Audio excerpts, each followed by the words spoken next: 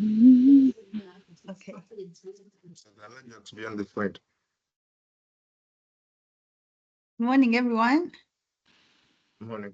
I know it's morning in all our time zones. So good morning, everyone, and thanks for accepting to join this call. Good You're morning. welcome. Yes. So we're first going to introduce ourselves. I'll start with me. My name is Margaret Katanga, and I'm going to be a facilitator for today. And the topic is going to be very interesting because I know each one of us has a workplace. And it's all, since I'm in the HR profession, I believe it's important for us to learn how to show appreciation in our workplace. So before we dive in, I'm going to ask each one of you to introduce yourselves and you can tell us a little about yourselves. First, I'm Victor Bianasare. I am an IT professional. I work with the AIDS Information Center. And yeah, I'm glad to be here. Okay, thank you. Welcome, Victor. Thank you. My name is Diana St. John. I am a teacher. Yes. By profession, I teach in a Montessori school, and I teach elementary age children. That's 6 to 9. Yes, and we are told also that the children are our work, and also our colleagues are also our work. So I'm glad to be here and to learn more so that I can make it a better journey for us. Awesome, awesome. Thank you. Nice to meet you, Welcome, Diana St. John. Nice to meet you too. Yeah, it's wonderful to be with each one of you. So today I will start off with an icebreaker. Okay, so each of you is kindly required to get a piece of paper and a pen.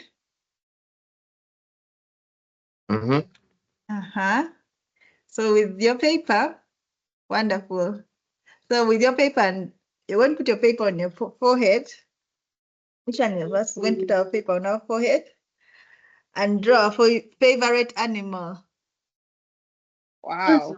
With quickly. Really a nice break.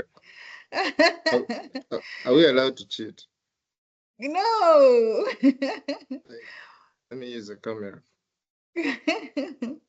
I can't see what I'm. Oh, not so bad actually.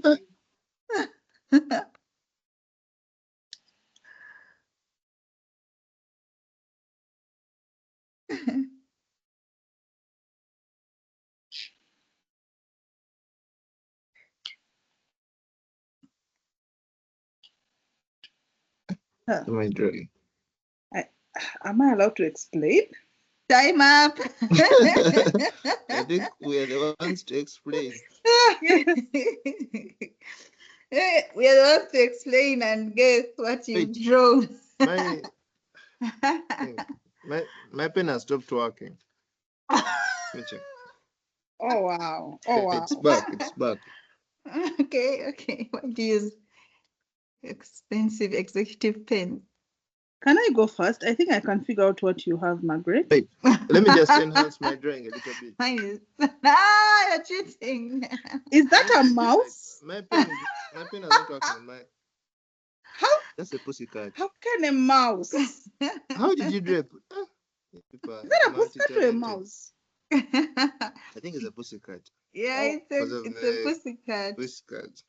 Yours is a lion, Victor. Yeah, thank you. Yeah, I can see the mane. The attempt to draw a mane. Exactly. Yes. And then with mine. Oh yeah, okay. Nadine. Is that a snail? No. It's fish. Yes. It's a dolphin.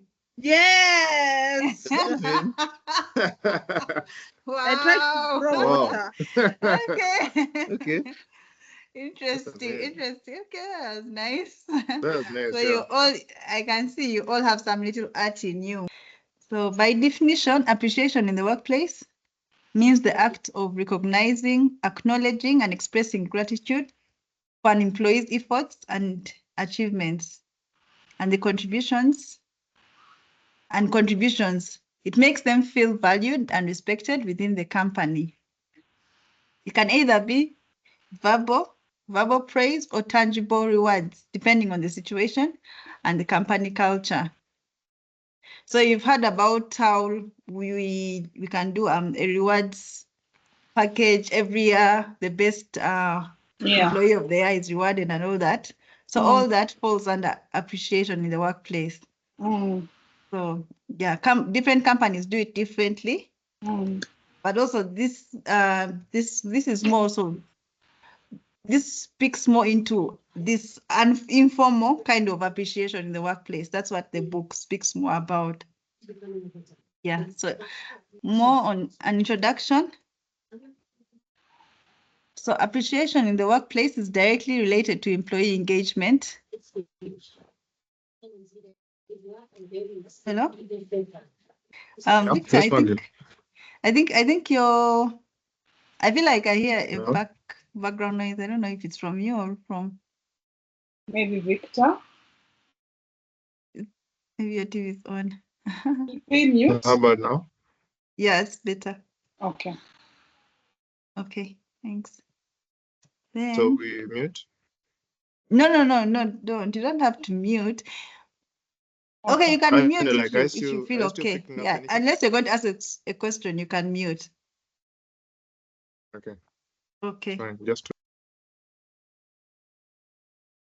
Then the next slide is introduction. Like I was saying, so the Glassdoor survey found that 4 out of 5 employees, that is 81%, say that they are more motivated to work harder when their bosses show them that they appreciate them for their work.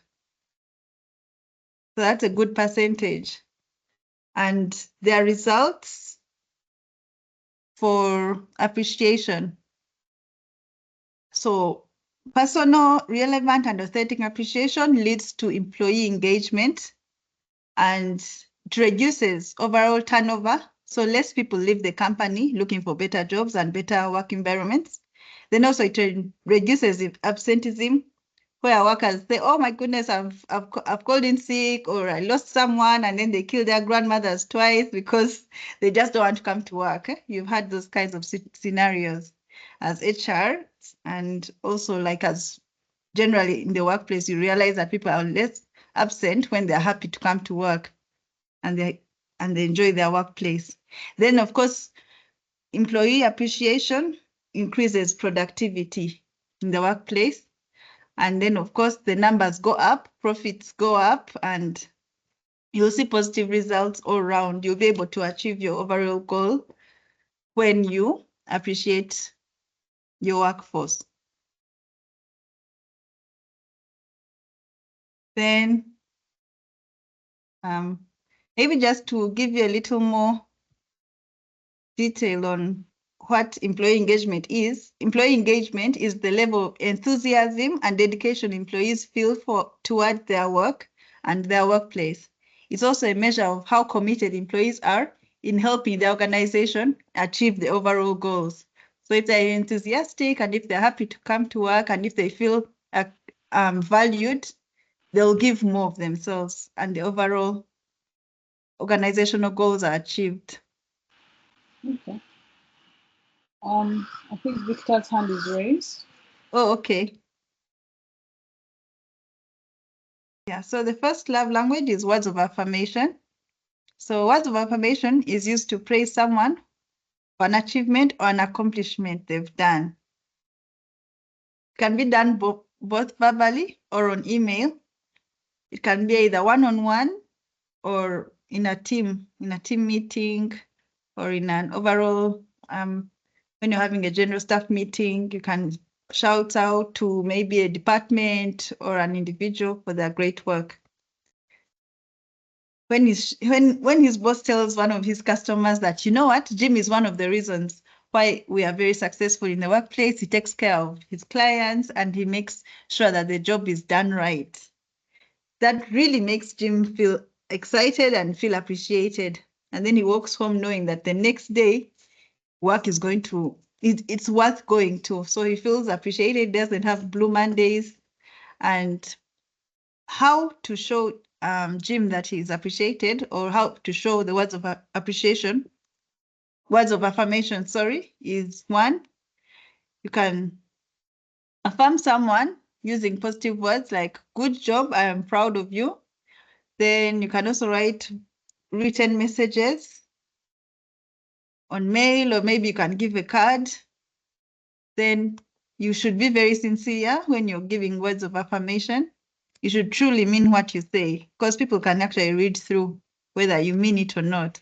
Then you should also try and be very specific.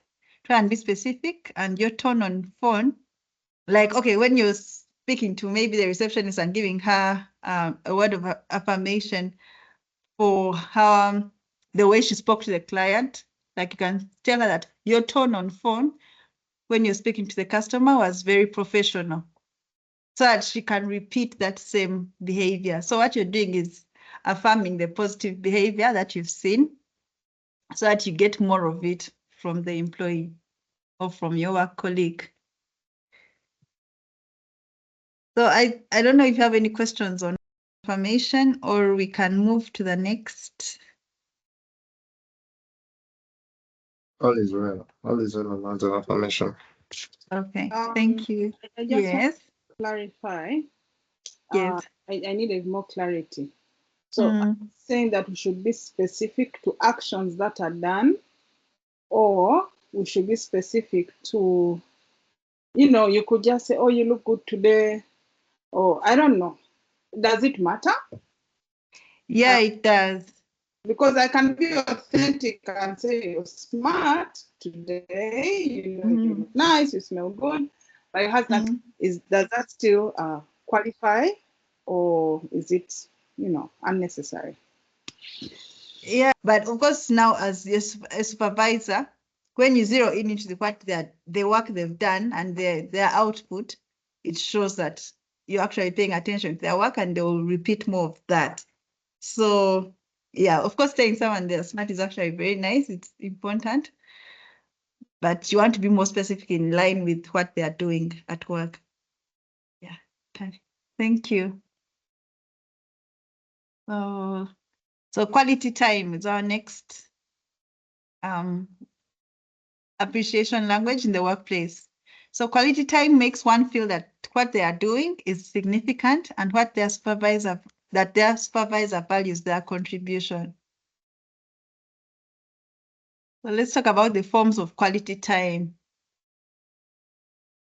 Quality time comes in different forms.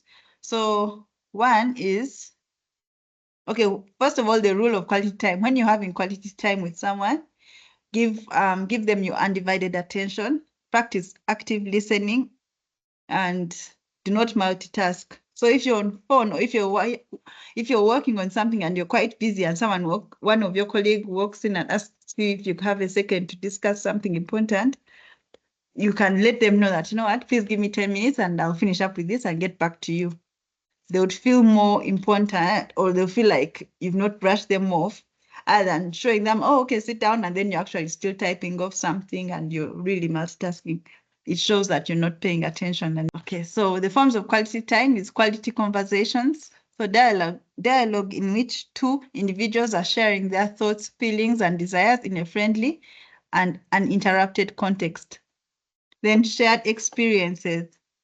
So the quality time people feel feel more connected and encouraged through traveling to conferences together, going out to eat, attending sport events together, and team building events. All that makes quality time, adds to the quality time as a way of appreciating. Also, quality time is in the form of working collegially with your co-workers on a task. So research has shown that volunteers find their experience more satisfying when two components are involved. When they believe that what they are doing makes a difference, and that their contributions are recognized and valued by others. So there are people who actually, like, let's say they volunteer with the Red Cross, you realize there are some people who go, like Rotary. So they go to school and decide to plant trees, and they're giving back to the community. And that collegial relationship it makes up for quality time, and they feel their need for appreciation has been fulfilled through such experiences. Yes. So the next one, in case there are no questions, the next one is acts of service. So acts of service is a way of appreciating your workmate by providing assistance to one's colleague, and it's a very powerful expression of appreciation. And Victor, when someone keeps running to you every 5 minutes for help, just know that that's their way of, when you help them with that, they feel appreciated. How did Victor enter the conversation? Because you said you work in the IT department. I think it's an act of service. Yes, you guys are a service department, and you help the entire organization. So when people keep coming to you, please don't say now. How many times will I show you the same thing? That's our job. That is why we are paid. Yeah, but it goes beyond that job. Your act of service actually makes people feel valued. So how to give acts of service? One way of giving act of service.